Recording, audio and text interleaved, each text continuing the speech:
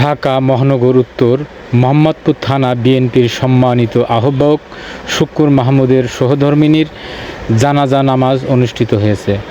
আজ 15 মে 2025 রোজ বৃহস্পতিবার বাদ জোহর রাজধানী মোহাম্মদপুর 7 মসজিদে এই জানাজা নামাজ অনুষ্ঠিত হয়। জানাজায় নামাজে উপস্থিত হয়ে বক্তব্য রাখেন বিএনপি চেয়ারপারসনের উপদেষ্টা কাউন্সিলর সদস্য ও ঢাকা 13 সংসদীয় আসনে বিএনপির এমপি পদপ্রার্থী বীর মুক্তিযোদ্ধা আব্দুস সালাম। বিস্তারিত দেখুন খাস খবর ডেস্ক রিপোর্টে।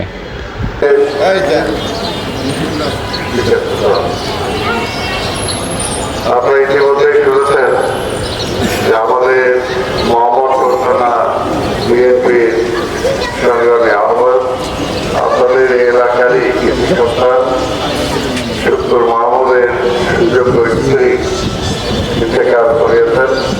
ইন্না লিল্লাহি ওয়া ইন্না ইলাইহি রাজিউন। আমরা তার নামাজে জানাজা পড়ার জন্য শরীক হয়েছি।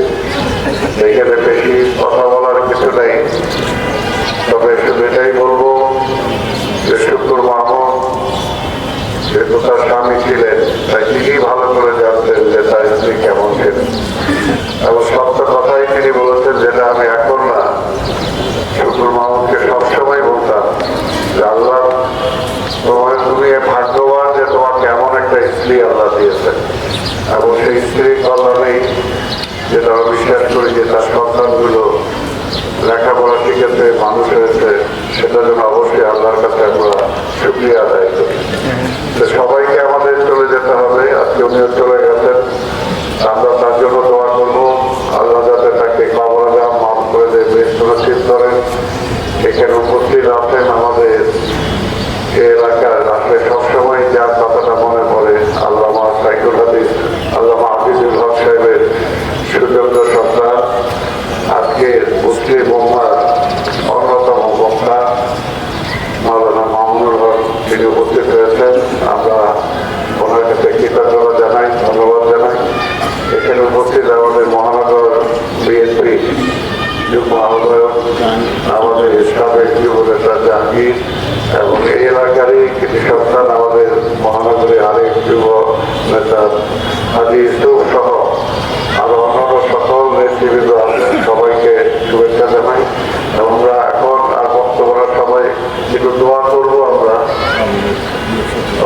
অনেকেই আমি সবার জন্য সবাইকে বলবো যে আল্লাহ আমরা যাতে দোয়া করি, এবং অবশ্যই এখানে আমাদের ছোট ভাই বিশিষ্ট ফুটবলার সাফিক উপস্থিত আছেন, এই এলাকারই সন্তান।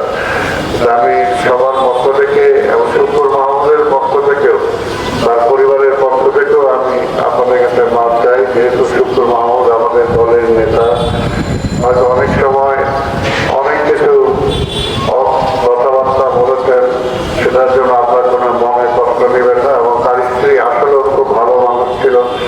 দলের নেতা কর্মীরা যখনই গিয়েছে আমরা দেখেছি সবাইকে যতটুকু পারে সে সহযোগিতা করেছেন। আজকে শুক্কুর মাহমুদের জন্য আপনারা দোয়া করবেন যে তার অবর্তমানে আল্লাহ যাতে তার মাথাটা আরো একটু ঠান্ডা রাখে, যাতে সবাইকে নিয়ে সে চলতে পারে। তার সন্তানরা আছে, আমাদের দুই সন্তান এখানে আছে, দুজনে এখানে আসুন, একটু আসবেন দুজন। তার একটি বড় সন্তান আজকে কিছুক্ষণ আগে বিদেশে ছিল, আসছে। আমার মনে হয় যে তার মার পক্ষ থেকে তার একটু মাপ চান, তার বড় সন্তান। এই বলেই আমি আপনাদের সবাইকে ধন্যবাদ জানাই, এবং জানালার একটু সময় আমরা নিলাম, এটা যেন মাফ করে দিবেন।